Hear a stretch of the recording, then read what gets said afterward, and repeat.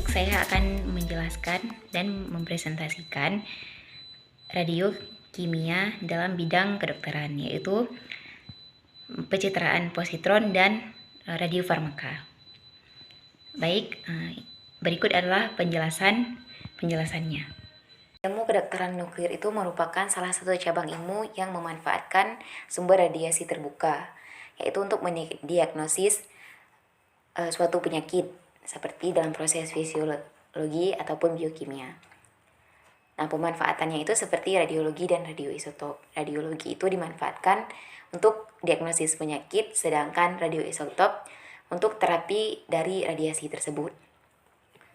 Selanjutnya, yang pertama adalah pengertian dari positron emission tomography ataupun dan fungsinya untuk scan. Nah, dalam tubuh manusia itu dalam metode visualisasi metode tubuh dapat menggunakan radioisotop pemancar positron. Nah, di sini adalah untuk menggambarkan fungsi tubuh ataupun organ manusia. Selanjutnya, prinsip kerjanya dalam tubuh yaitu seperti membangun sistem pencitraan medis dalam gambar 3D dengan mendeteksi gamma sinar radioaktif yang dikeluarkan saat glukosa disuntikan kepada pasien. Nah, setelah glukosa ini disuntikan kepada pasien, dapat diketahui apa penyakit yang terdapat di tubuh pasien tersebut. Nah, selanjutnya ataupun penyuntikan lainnya juga bisa berupa FDG, yaitu radionuklida glukosa base yang disuntikan kepada pasien juga. Nah, selanjutnya prinsip kerjanya dia adalah untuk mendeteksi. Nah, dari gambar ini dapat dilihat bahwa pancarannya dapat mendeteksi penyakit, apakah itu penyakit kanker ataupun penyakit-penyakit lainnya yang ada di tubuh manusia. Dari hasil foto PET ataupun positron emission tomography ini dapat kita lihat bahwa pada pasien ini, pada gambar ini, dengan gambar yang warna-warna kuning ini adalah kerusakan hati ataupun dalam area jantung pada pasien.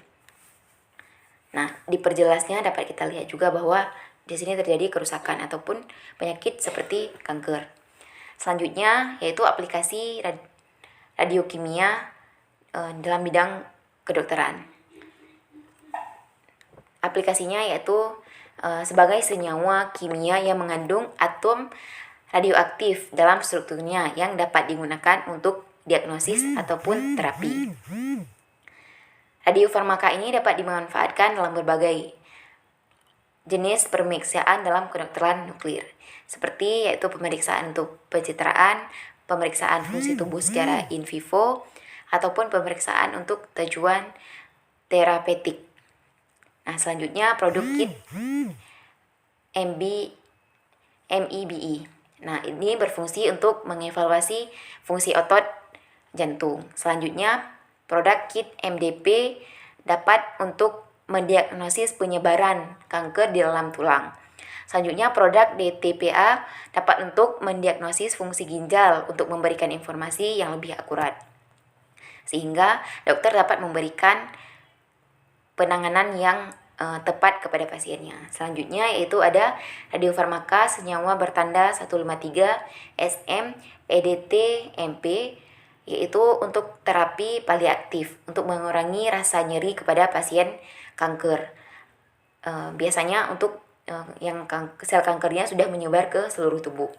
Selanjutnya radiofarmaka senyawa bertanda 131 IMIBG ini biasanya digunakan untuk mendiagnosis kanker pada anak-anak. Selanjutnya bentuk fisika dan kimia dari radiofarmaka.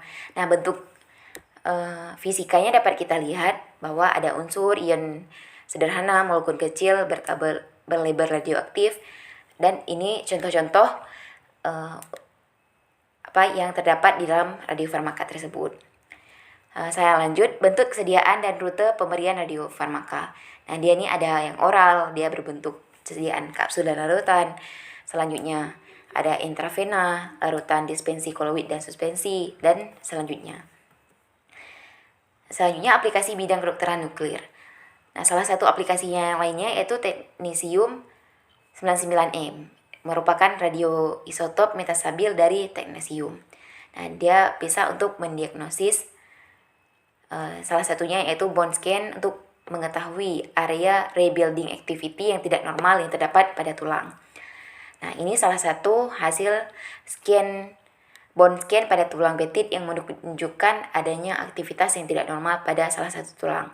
Nah, di area yang putih ini merupakan bahwa ada area pada tulang yang tidak stabil ataupun tidak